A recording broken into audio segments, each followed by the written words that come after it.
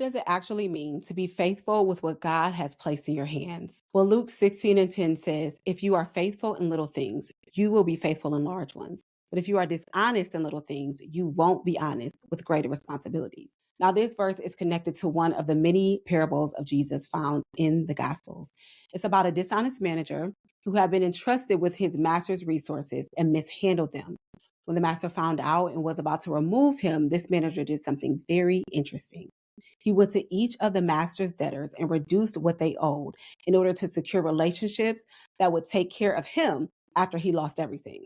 Now, the master, after finding out what happened, actually commended him, not for his dishonesty, but for his shrewdness and intentionality in handling the situation. Jesus uses that parable to make a point.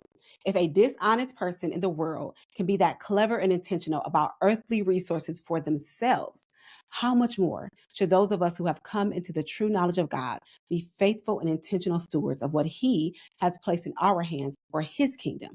But here is the question that's really worth sitting with. How do we know what God has entrusted us to be faithful with? Well, I would say by spending time reading and engaging in the Word. See, the Word is where we learn to handle every gift, resource, and responsibility He has entrusted to us the way He desires for us to. It's like our blueprint for life. And in order to do that well, we must start with the little things. Listen, time with God is time that you will never regret spending. And when we become faithful students of His Word, we can be faithful stewards of His